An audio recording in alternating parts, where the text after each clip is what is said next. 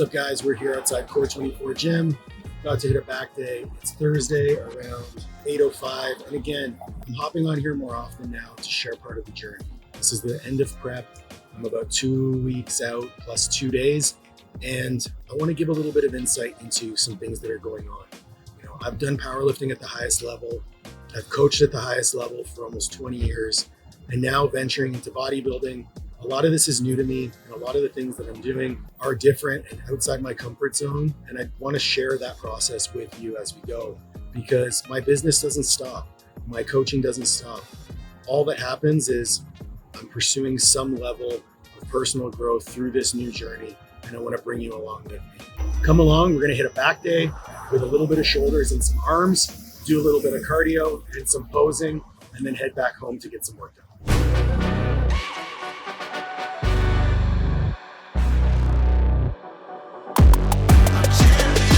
All right, as usual, starting off with 10 minutes of walking, just getting in a little bit of warm up and some extra steps. I got to hit 12,000 steps for the day, and cardio is at about an hour a day now. So I'll do my steps, I'll train, I'll do my cardio, I'll do some posing, and then we'll head home. The structure of the session today, we're gonna start off with some rear delts. What I like to do with rear delts is do some shoulder mobility. So I'll do sets working up to my top set, and during those warm-up sets, I'll do a little bit of shoulder mobility in between. Then we're into a new tech pull down, then into a lat biased row, then into an upper back bias row. We're gonna do a quick superset for shoulders, just pump a ton of blood in there. And then we're gonna do one giant set for arms, 2 bicep exercises, 2 tricep exercises, and then we're gonna get out. So come along for the ride, we'll explain it as we go.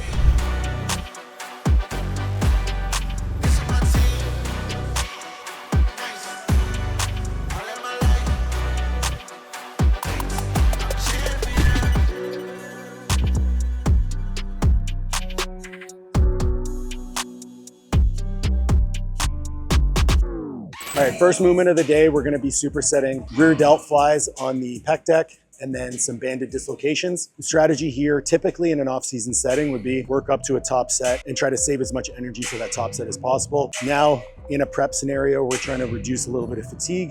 So what I'm doing is working up, basically picking a weight that's very easy, and then going one stack at a time until I get to my top set, aiming for about 4 to 5, we'll call them feeder sets. And in between the first 3 of those sets, I'm doing a set of banded dislocations. Then when I get to that top set, it's just rear delt flies.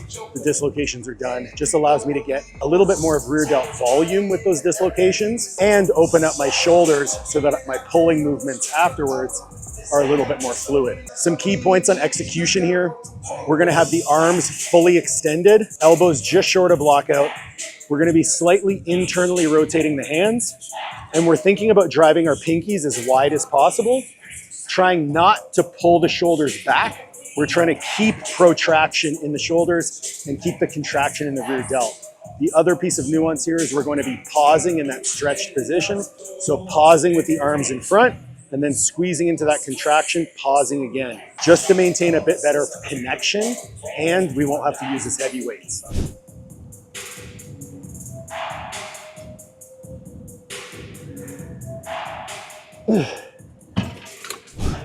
Something to notice here, as I started failing, you didn't see any change in my technique. I'm not trying to swing my elbows, I'm not trying to rotate my shoulders. I'm trying to keep technique exactly the same. Feel the contraction. As you fatigue, that range of motion is gonna get shorter. Let it get shorter. As long as you're connecting with that target muscle, a few extra lengthened partials is only gonna benefit you. So that was the top set. What we're gonna do is we're gonna reduce the weight back to the previous stack. So that was 100 pounds, we're gonna go back to 90, and we're gonna do another set, and then we're done, just 2 sets. In an off-season setting, we definitely do 3 sets, and there would be an intensifying strategy here. But again, we're 2 weeks out. We're just trying to get a great stimulus and move on to the next one. We're working up our first big exercise of the day. Is gonna be this new tech pull down. Fantastic movement, very smooth. It's almost like a blend between a pullover and a pull down. We're gonna be using a neutral grip. A few key points to execution here. We're gonna be trying to keep the elbows in, so maintaining some external rotation through the shoulder. We're also gonna be allowing as much shoulder elevation as possible, so letting those scapula come up as far as we can on the rib cage to fully stretch that lat. And then as we pull down, we're keeping our sternum high and driving elbows into our pockets. You'll notice on all of my back movements, I pause in the stretched position. Yes, that's gonna be better for stretch-mediated hypertrophy, but more than that, I'm using it for mobility. My shoulder mobility is not good, so spending time in those end ranges under load has helped me improve my shoulder mobility to a very large degree. All right, we got 2 working sets here. This is gonna be our first set. Using the same weight as we did last week, the goal is just to try to match reps and not lose anything. If we can progress, great. We're trying to maintain our execution. Again, get a great stimulus and hopefully not drop off in our performance.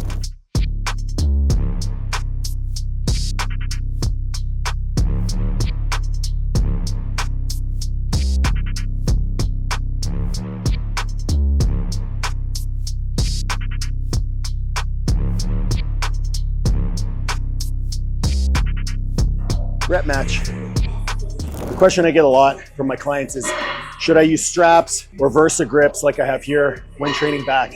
Ultimately, it depends. Is the goal to train your back with the heaviest weights possible and not have grip be a limiting factor? If so, the answer is yes. Especially if you train like me with a lot of iso holds and tempos, grip is gonna fatigue way more than the back muscles. So if you're limited in the stimulus you can provide your back by your grip, yes, absolutely use straps. If we're talking about deadlifting in the context of powerlifting, well, if you compete with a mixed grip and you're pulling with straps, you're setting yourself up for grip issues in the future. So you should absolutely not use straps there. My preference, compound movements, deadlifts, even stiff leg deadlifts, things that we're training for strength, no straps. RDLs, rows, pull downs, things where the sets are gonna last, 45 seconds, a minute and a half, grip will fatigue. So yes, in those contexts, you're gonna wanna use straps. I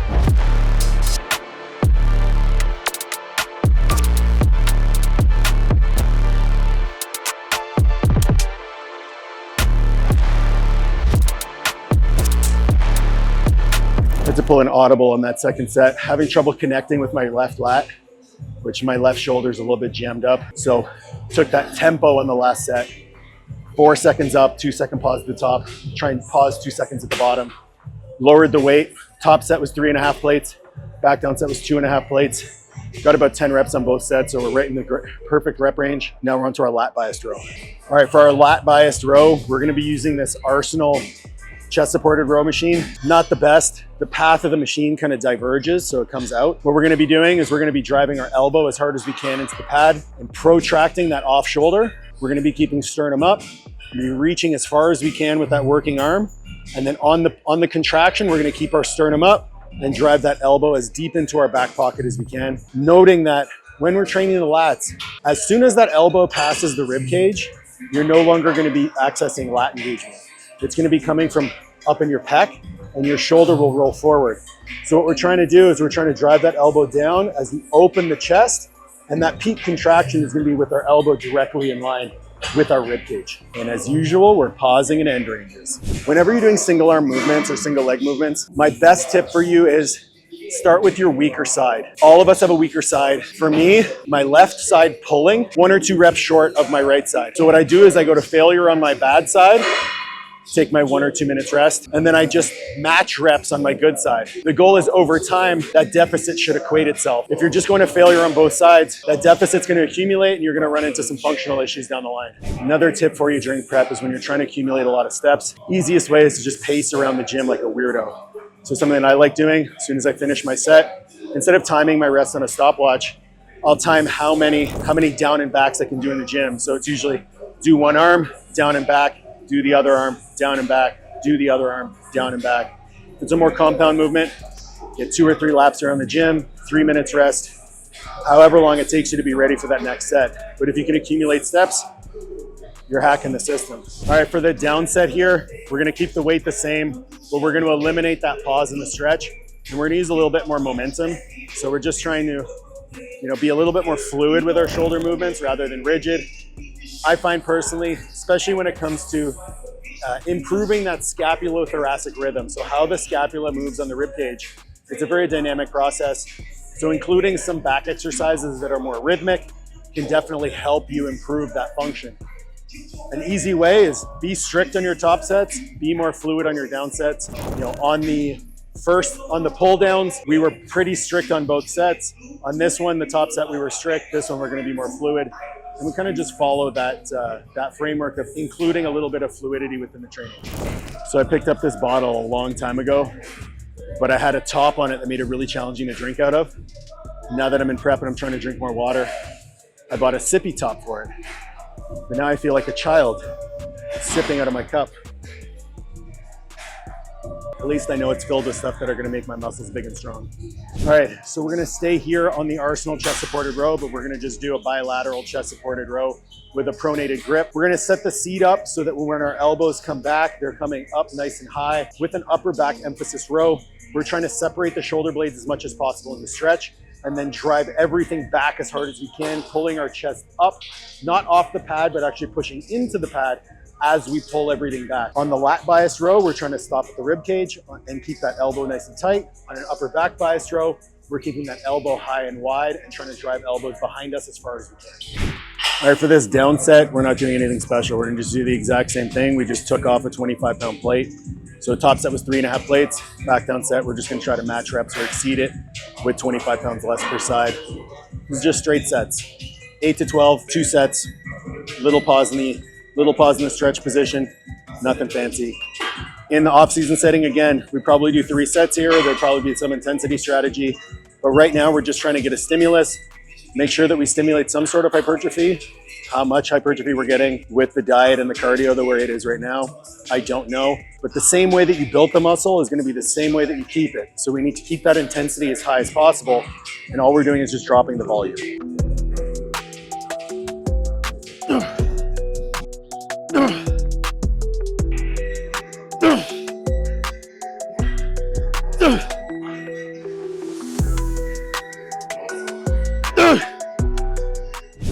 We're through the back work and we're onto the shoulders.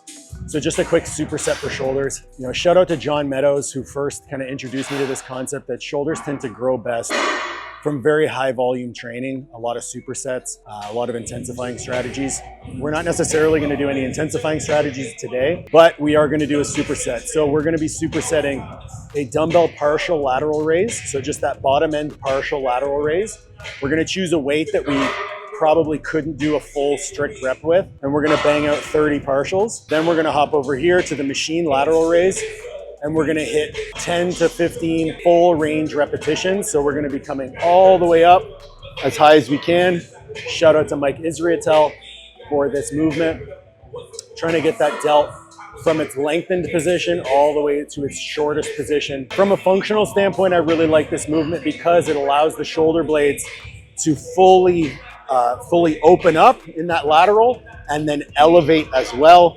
So it allows us, again, in our training, we have to think about function. As much as we want to think about, you know, lengthened mediated hypertrophy, and we want to think about, you know, stimulus to fatigue ratio, our training is going to impact the way that we move. So if we want to move well outside the gym, we need to train under load while moving well through full ranges of motion. And that, you know, overhead position is a position that we find ourselves in very often. It's also a position that most people tend to lose when they start gaining weight or getting bigger or accumulating more muscle mass. So maintaining those positions and motor control in those end ranges is profoundly important to your longevity in the sport and your ability to train hard for a long time.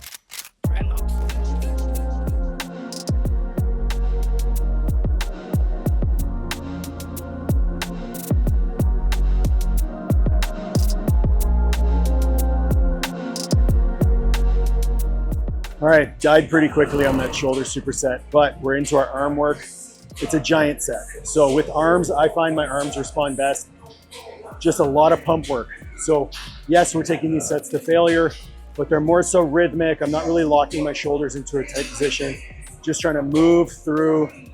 After a lot of years of powerlifting and beating up my elbows, I just can't progressively overload arm training. And I find I get a much better result when I'm a little bit more pumpy or broy with my training. So we're gonna start off with a cable curl, keeping the elbow behind the rib cage and curling up. So get that lengthened position of the bicep, pausing in a stretch. Then we're gonna go lengthened position of the tricep with an overhead tricep extension with the rope. Then we're into kind of a mid-range bicep exercise with an easy bar cable curl, then mid-range tricep with an easy bar cable press down. 10 to 20 reps, not really counting, just going to failure. And we're gonna take no rest in between the 4 exercises and try to move through it as well as we can. All right, finished up training. I was gonna pose, but I just realized what time it is. So I have to get my cardio in, get back home so that I can prep for my mentorship call with my group mentorship. So I'm gonna just do my cardio. We got about 40 minutes to do, and then we're gonna head home really quick, eat and get ready. We'll take you along for that process, post-workout meal, all that sort of stuff. But yeah, this was actually a pretty good session. I faded towards the end. My performance kind of fell off when we got to the arm workout. But for being 2 weeks out, we're still moving really good weights, matching reps or exceeding reps. And I think that's by proxy of adjusting volume and intensities over time. You know, first off, starting by eliminating those intensifying strategies and then slowly dropping sets off. You know, on a day like today, would have done 3 or 4 sets in the rear delts, 3 sets on the pull downs, 3 sets on the rows. On the single arm rows, 3 sets on the chest supported rows, and then probably 3 sets of the shoulders and 4 rounds of that giant set for arms. Whereas today it was, you know, 2 sets across the board pretty much, except for 3 sets on the arms. So you have to make these small micro adjustments as prep carries on so that you can maintain your intensity, because intensity is what's going to keep that muscle. So I'm going to hop on the elliptical here for 30 minutes and get on with the day. All right, made it home and prepped some food. Got to catch up with my mom, which was nice. My grandfather currently is quite unwell. He's under investigation for cancer. He's been in and out of the hospital a little bit here. So it was nice to catch up with my mom and get an update on him. He's got an appointment at the cancer clinic on the 6th of August. So we should know some more info then, what the treatment plan is, and ultimately what's going on, because right now there's a lot up in the air. But life goes on. And death is a really interesting thing. And I know this is kind of outside the scope of health and fitness, but death is something that I actually think quite a bit about, because I find that it helps me stay grounded in the moment. Because it realistically, you could walk outside and get hit by a car and die. So life is very fleeting. And I think it's important to think about all the amazing things that my grandfather's done, the people that he's impacted. And, you know, at this stage of his life, he's 89 years old. I don't feel sad. I think it's unfortunate that he's uncomfortable. I think it's unfortunate that he's in pain. But he's one of my heroes. When I think of what a man should be, I think of my grandfather. You know, he raised 4 girls. He worked a career in the sciences and engineering for his entire life. He's a devoted partner to my grandmother, and their relationship is like the pinnacle of what a marriage should be. They're best friends, they're partners in everything that they do. And when I met Olivia, that was something I told her. I said, listen, like, that's the kind of marriage that I want to have. So when I think about this man's life, I just think about how incredible it was. And I think about the fact that, you know, death is something that we will all have to deal with. And I would much rather think about the amazing man that he is and the amazing things that he's brought into my life. And it makes me feel happy. So, you know, I'll just keep him in my thoughts. And if you could do the same, that'd be fantastic. I'm about to sit down for this post-workout meal. So I just prepped it. I've got 150 grams of cooked vegetables, 100 grams of rice, and 150 grams of turkey. This meal was brought down. I used to have about 100 grams of fruit with this meal as well. And the rice was at 115 grams, but we brought that down into this last little push for fat loss towards the end of prep. I'm going to get this down and then sit down at my desk, get some work done, and start my mentorship call with my group mentorship. So we'll catch you then. All right, back at my desk. And so every week on Wednesdays, I send out an email to all of my mentorship clients with check-in questions, same way you would with a nutrition client or a training client. Ask them questions about their business, how things are going, and ultimately areas that they're struggling.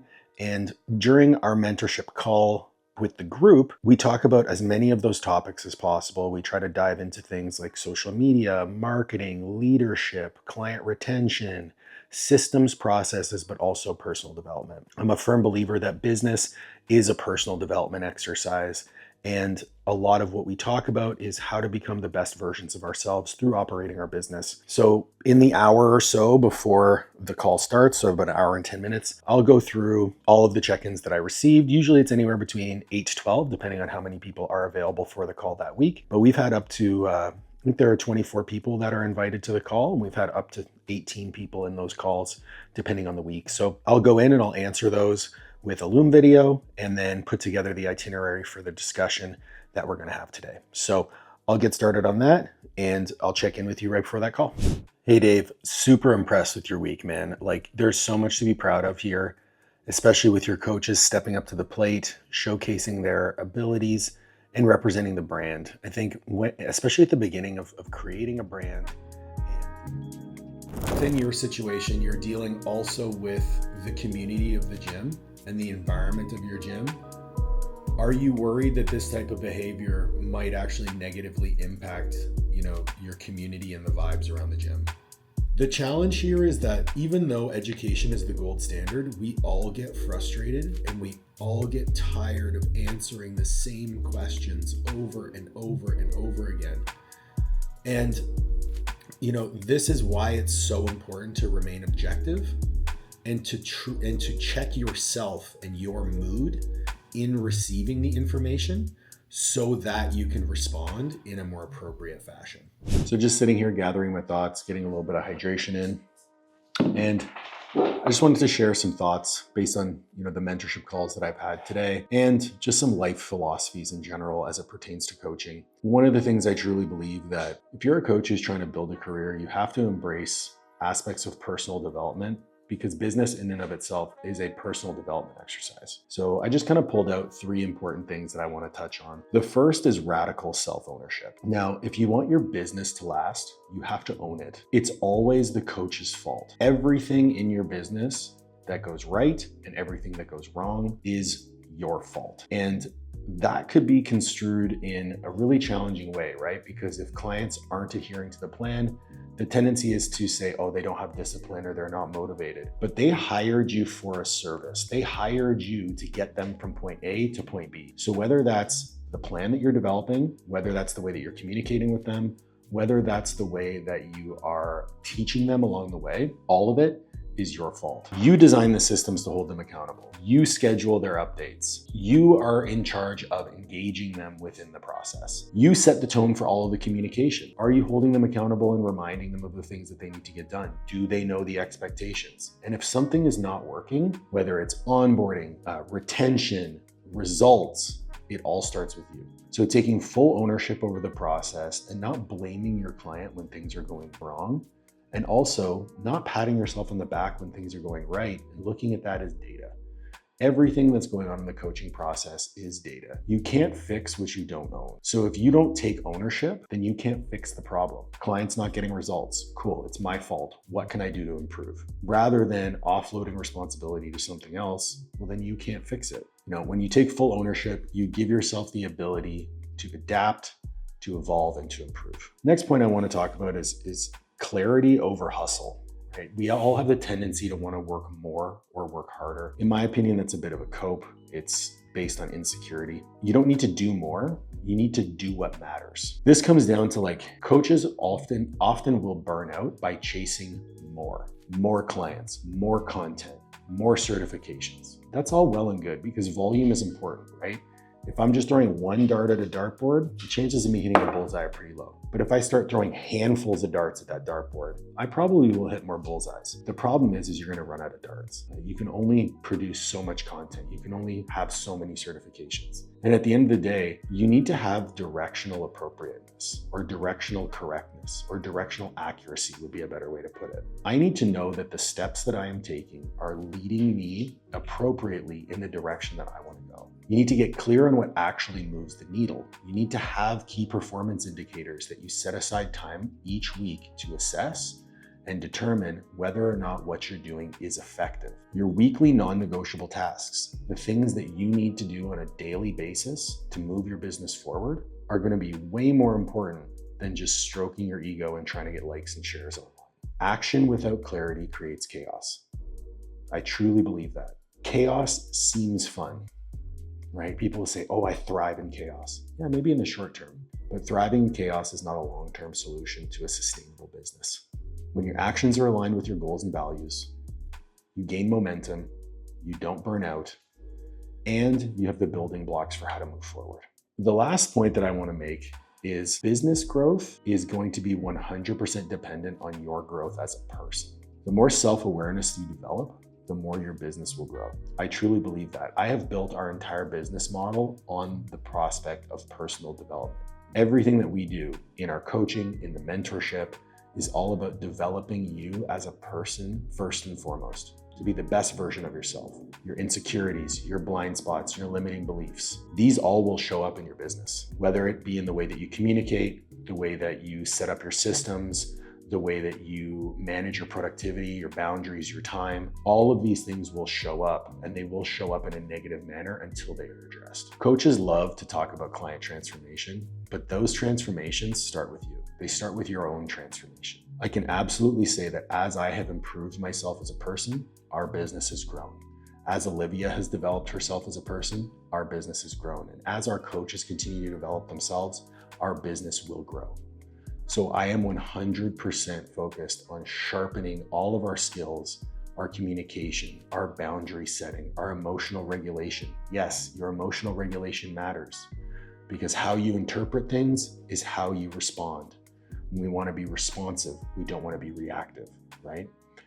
All of these things are going to impact your service quality and ultimately your clients' results and your ability to retain them. If you want a long-term career in coaching, chasing tactics, you need to stop chasing these fancy tactics, these quick money-making schemes, and you need to start developing a philosophy, right? So using these principles of ownership, clarity, and growth, those things have kept me in the game for 20 years. Right? I started coaching when I was 18 years old. I'm now 38. I launched Master Athletic Performance officially in 2014, and I had been coaching professionally since 2010. So we're talking 18 years in the business, professionally coaching, being paid to coach. Ownership, clarity, and growth have been my pillars from the beginning.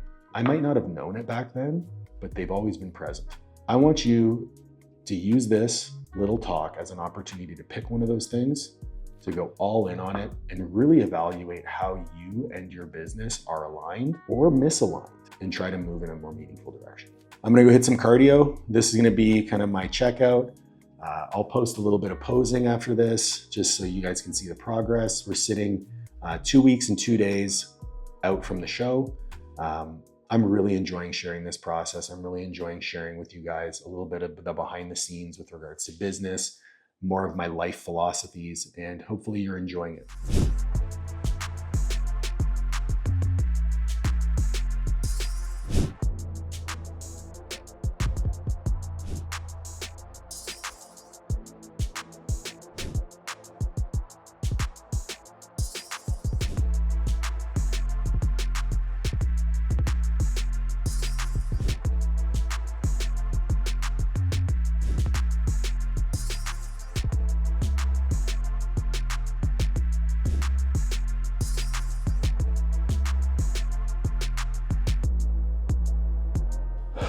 All right, done cardio for the day.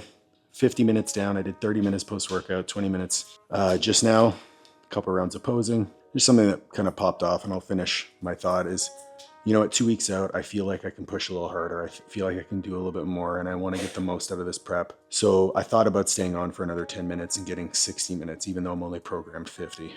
But it takes a level of maturity and trust in the process to know that I'm on a good trajectory. I don't need to do more. And I kind of that feeds into the accountability and the planning that we talked about earlier on the life philosophy. I'm in a great place. My fat loss process is moving in the right direction. I don't need to do more. So I'm trusting the plan, doing what's required. And, you know, got a couple more meetings today. I got to record a podcast with one of our clients, Claire Curie, and Olivia is going to join me for that one. So stay tuned to the Coach's Corner University channel. In the meantime, everyone, I hope you're enjoying this kind of window into the process, window into my life as an online coach and mentor. You know, the training, the nutrition, all that stuff is going to be coming to you so that you know exactly, you know, what it's like to operate a business. Please make sure to like, share, subscribe, ring the bell, and hopefully you enjoyed it, and we'll catch you on the next one.